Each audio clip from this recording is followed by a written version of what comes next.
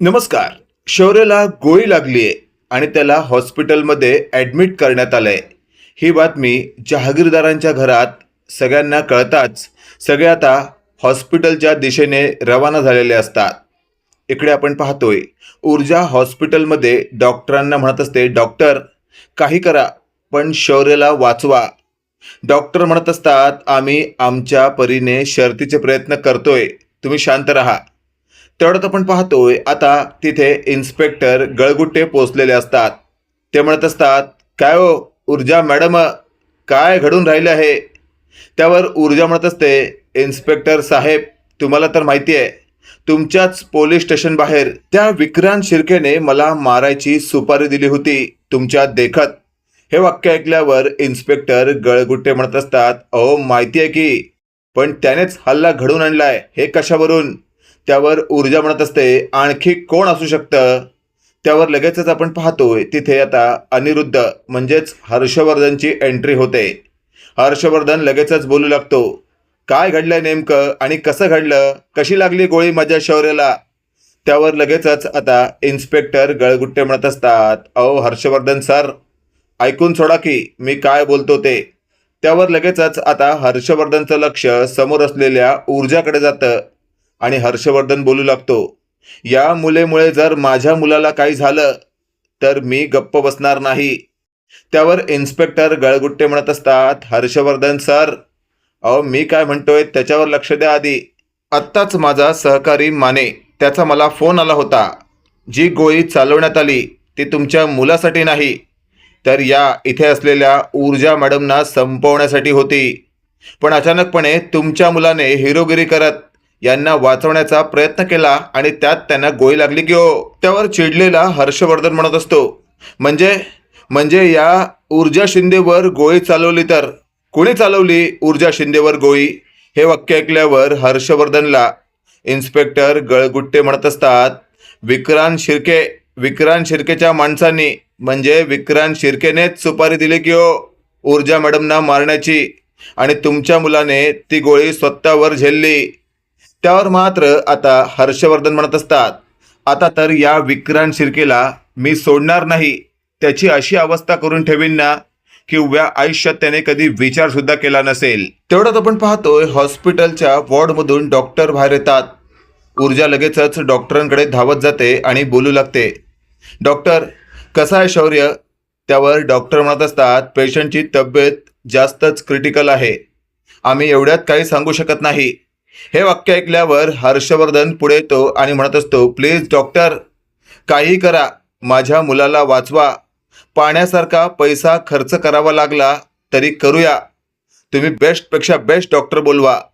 त्यावर डॉक्टर म्हणत असतात, काळजी करू नका, आम्ही आमच्या परीने संपूर्ण प्रयत्न करत आहोत, बाकी तुम्ही सगळं देवावर सोडा.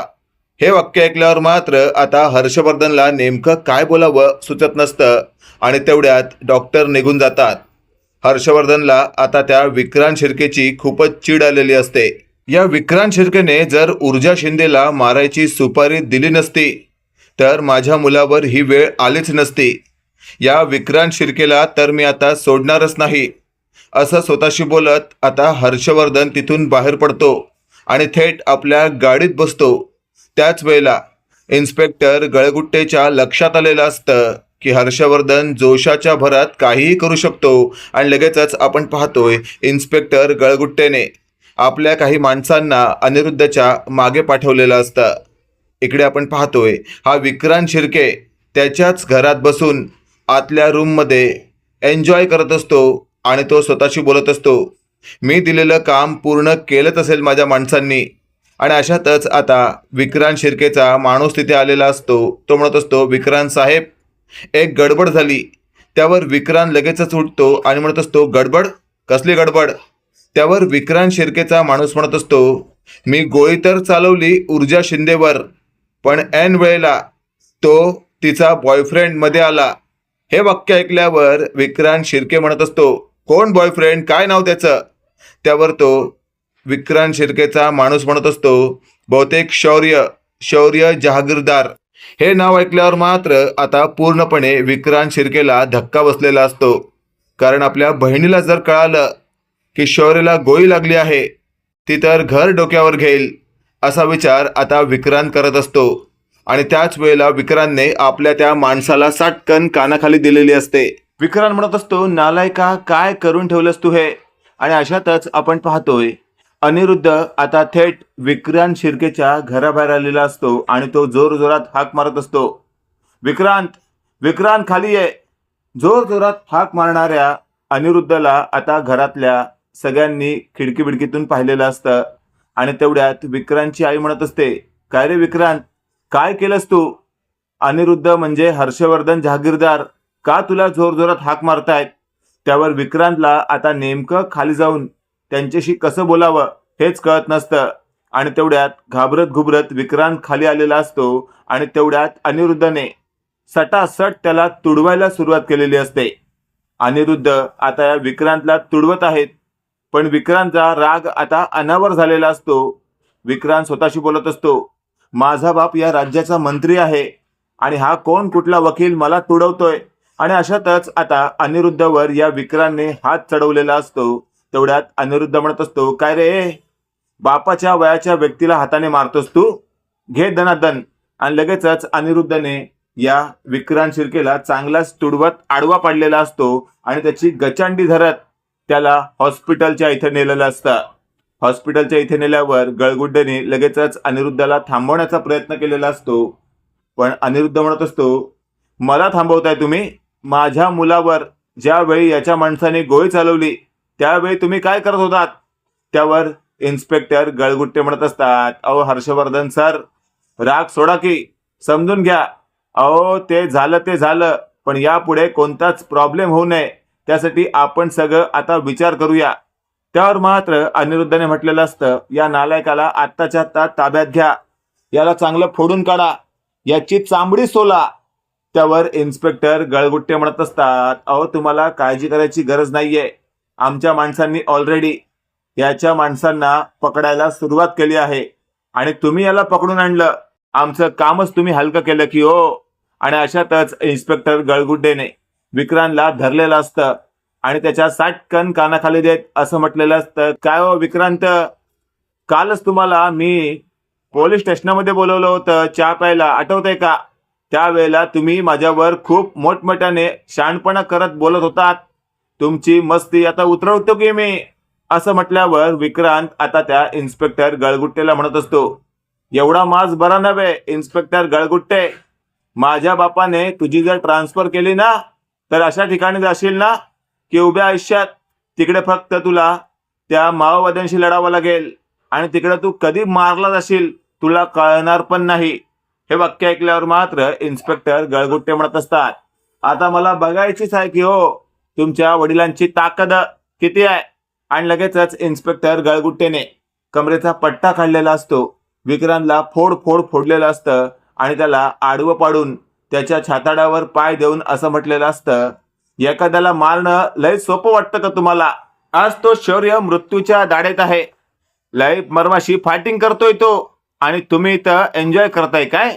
तेवढ्यात आपण पाहतोय इन्स्पेक्टर गळगुट्ट्याने त्याची गचांडी धरत त्याला तुरुंगात टाकण्याचा एक नवा परिक्रम केलेला असतो. इकडे आपण पाहतोय ऊर्जा शौर्यच्या बाजूला जाऊन बसलेली असते आणि ती म्हणत असते, शौर्य, शौर्य प्लीज शुद्धीवर ये. शौर्य, मी तुला अशा अवस्थेत नाही पाहू शकत. त्यावेळेला शौर्याची आजी बाजूला असते, ती म्हणत असते, ऊर्जा, ऊर्जा काळजी करू नकोस तू, माझ्या शौर्याला काही होणार नाही आणि तू जर त्याच्या बाजूला असशील ना तर निश्चितच त्याला लवकर शुद्ध येईल, विश्वास आहे माझा. तेवढंच आपण पाहतोय पाठीमागून अनिरुद्ध पुढे येतात आणि म्हणत असतात, आई साहेब काय चाललंय तुमचं, तुम्ही प्रत्येक वेळी या ऊर्जाला कसा काय पाठिंबा देऊ शकता. ही ऊर्जा आज त्या ठिकाणी नसती तर माझा शौर्य देखील त्या ठिकाणी नसता, नको नको ते प्रकार घडलेच नसते. त्यावर लगेचच आपण पाहतोय कुमुदिनी म्हणत असते, अनिरुद्ध एक गोष्ट लक्षात ठेव, मी फक्त माझ्या नातवाचा विचार करते आणि मला माहितीये माझा नातू फक्त ऊर्जाचा विचार करतो. त्या नात्याने पाहायला गेलं तर ऊर्जा आपल्या घरातील होणारी सून आहे, त्यामुळे तिच्याशी अदबीने बोल. हे वाक्य ऐकल्यावर आता अनिरुद्ध म्हणत असतो, प्लीज आईसाहेब असं काही बोलू नका, तुमचं तर नेहमी वेगळंच काहीतरी असतं.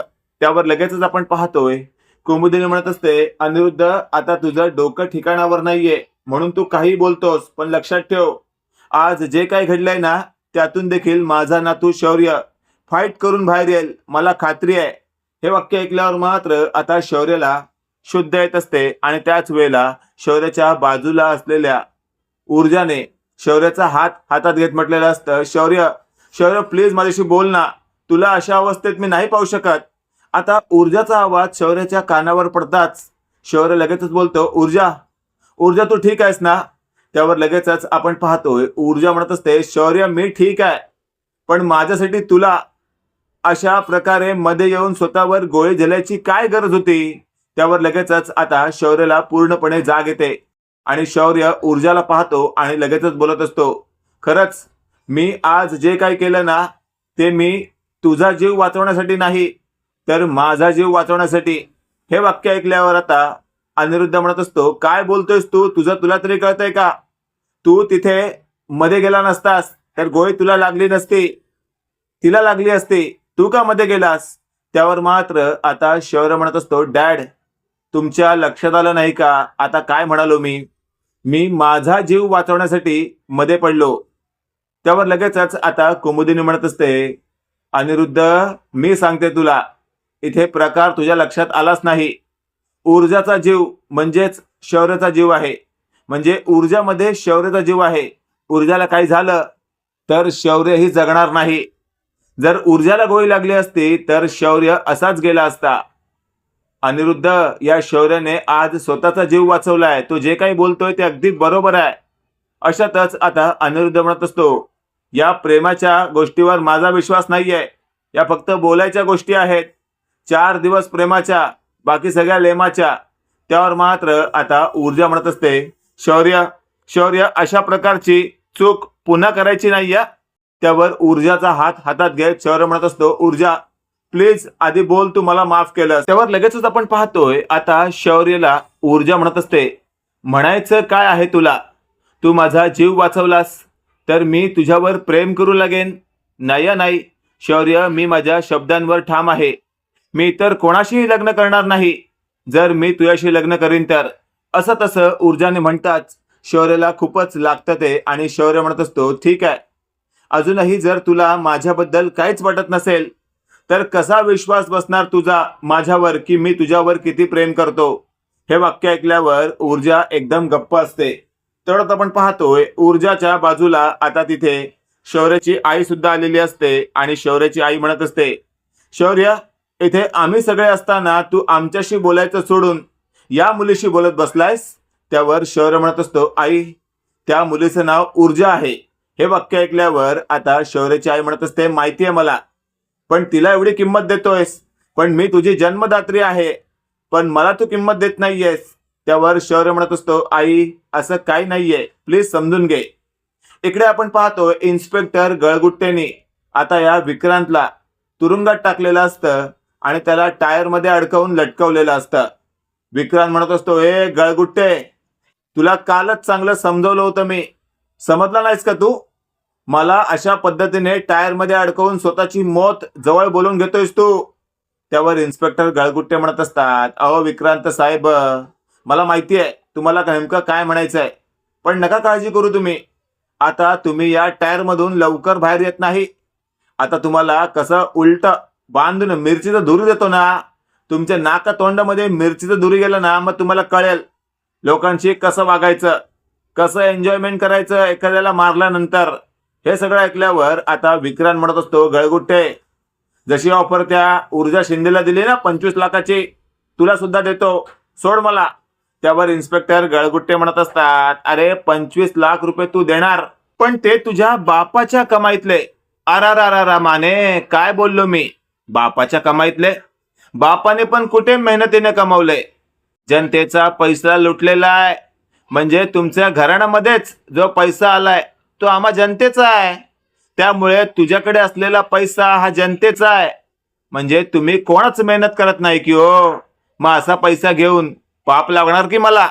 त्यापेक्षा मला तुझ्याकडनं काहीच नको. तुला तर आता चांगला फोडून काढतो माने. जा लवकर बर्फाची लादी घेऊन या, याचे कपडे काढा, याला मस्त बर्फाच्या लादीवर झोपवा. आणि 2-4 दांडके सट्टासट मारत राहा 10 ते 15 मिनिटं. याला चांगलं कळू दे याने काय केलंय ते. त्यावर इन्स्पेक्टर गळगुट्टेंना विक्रांत म्हणत असतो, ए अजूनही तुला कळत नाहीये का, माझा बाप मंत्री आहे. आणि अशातच आता बाजूला असलेला दांडका गळगुट्टेने उचललेला असतो आणि या विक्रांतच्या सटासट कमरेवर हाणायला सुरुवात केलेली असते. लागोपाठ 5-6 दांडके कमरेवर देताच पुढचे 5-6 दांडके या विक्रांतच्या पायाच्या भेगांवर दिलेले असतात, ज्यामुळे त्याला नीट उभंही राहता येत नसतं आणि पाय टेकवता सुद्धा येत नसतात. विक्रांतची अवस्था अशी होते की तो गुडघ्यावर बसतो आणि म्हणत असतो, गळगुट्टे काय केलं तू. त्यावर इन्स्पेक्टर गळगुट्टे म्हणत असतात, जे करायला पाहिजे ते. अशातच आपण पाहतोय आता ऊर्जा फायनली घरी जायला निघालेली असते. त्यावेळेला ऊर्जाला कुमुदिनी म्हणत असते, ऊर्जा जातेस तू घरी, जा तू, पण एक गोष्ट लक्षात ठेव, हा जो शौर्य आहे ना तो फक्त तुझाच आहे. मलाही असं वाटतं की तू त्याचा विचार करावा. आज जे काही घडलंय ना ते देवाला तसं मान्य होतं. हे वाक्य ऐकल्यावर आता ऊर्जाला कळून चुकलेलं असतं की नेमकं आजीला काय बोलायचं आहे. आणि अशातच आता ऊर्जा फायनली तिथून निघून गेलेली असते आणि अनिरुद्ध इथे कुमुदिनीला समजवण्याचा प्रयत्न करतो. पण कुमुदिनी अनिरुद्धला म्हणत असते, एक गोष्ट लक्षात ठेव, स्वतःच्या मुलाचा विचार करायचा असेल ना तर त्याच्या मनात काय चाललंय, त्याची खुशी कशामध्ये आहे याचा देखील विचार कर, मग तुझा मुलगा तुला मानेल. मित्रांनो, काय वाटतं तुम्हाला. इथे तर आता शौर्य हा पूर्णपणे ऊर्जावरच आता प्रेम करतोय, पण अनिरुद्धला अजूनही ते मान्य नाहीये. पण येत्या काळामध्ये अनिरुद्धला हे प्रेम ऍक्सेप्ट करावंच लागेल, कारण शेवटी मुलाचा प्रश्न आहे आणि अनिरुद्धचा नाही म्हटलं तरी शौर्यमध्ये जीव अडकलाय. अनिरुद्ध एक वेळ दाखवत नसेल, पण अनिरुद्ध आदित्यपेक्षा जास्त जीव शौर्यलाच लावतो. इकडे अनिरुद्धची जी आई दाखवली आहे म्हणजेच आईसाहेब, ती देखील शौर्यावर जीवापाड प्रेम करते आणि तिला माहिती आहे शौर्याच्या मनात कधी नेमकं काय येतं. त्यामुळे अनिरुद्ध हा कधी आईसाहेबांच्या विरोधात जाऊ शकत नाही. पण येत्या काळामध्ये आपल्याला या मालिकेमध्ये आणखी काही वेगळं पाहायला मिळू शकतं का. तुम्हाला काय वाटतं ते कमेंटमध्ये नक्की कळवा. आणि असेच नवनवीन अपडेट पाहण्यासाठी व्हिडिओला लाईक आणि चॅनलला नक्की सबस्क्राईब करा. धन्यवाद.